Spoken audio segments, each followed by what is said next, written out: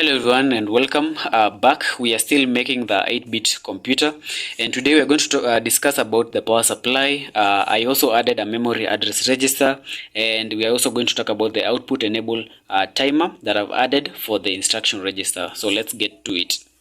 So here we have the power supply, and if you can remember how we made it is that when you press this button, it counts for 5 times. Then the 6th time, it triggers this bistable 555 timer, and that signal is the one which I was planning to use yesterday to trigger this relay to release the power to the rest of the computer from the power supply unit. But yesterday I realized that the relay is actually faulty, and that's why we couldn't use it. But I found another way which we can still isolate power. Now, rather than just isolating the 5 volt itself, I've decided to isolate the ground itself. So the ground is being routed by this transistor right here. So if I press the button,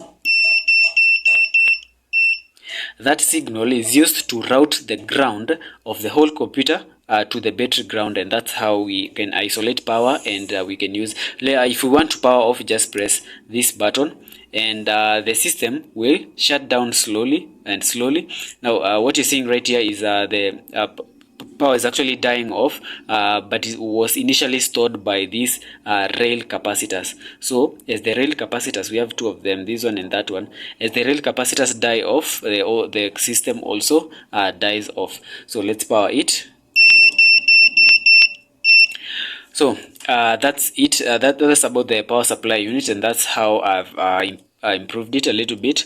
Then I also decided to use a memory address register right here. Remember what we had right here was a bilateral switch which was connected from this last 4 bits of the RAM outputs to go to the ROM input addresses, where we have stored the opcode themselves, the instructions, the AND, the sleep, the load into A, load into register B, jump if 0, jump if flag, things like that.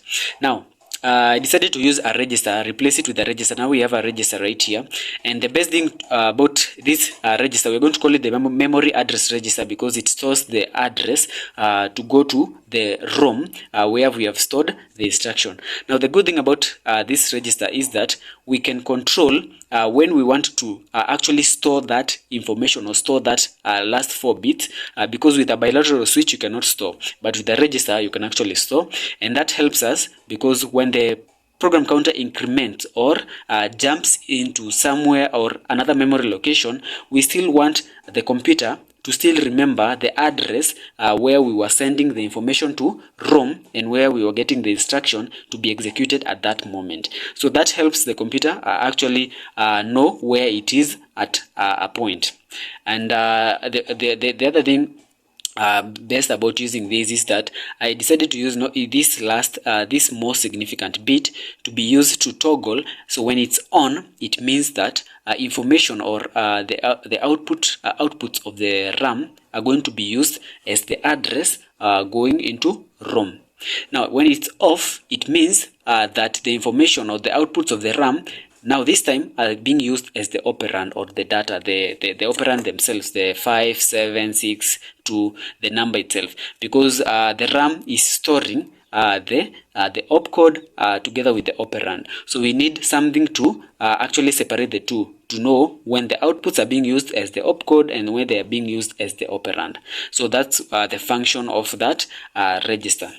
Then I also added a timer right here. So this is a memory address, this is a output enable timer, which is used to set the time when we want the information from the instruction register to enter the control unit. So this is the output enable. So when it's high, it means that information is actually going into the control unit to be executed. And when it's off, it means that the program counter is setting the new instruction. Then the new instruction is routed, the new address is routed into the ROM. Then the ROM spits out the instruction to be executed at that time. So this is what we are using right now. Then I was also working on the latch enable pin, the latch enable control, which is used when we want to actually store the data, or we want the input to be seen in the output. So that's what we mean by the latch. So the latch enable enables the register, this is a transparent register, to actually load the data and store it at that time.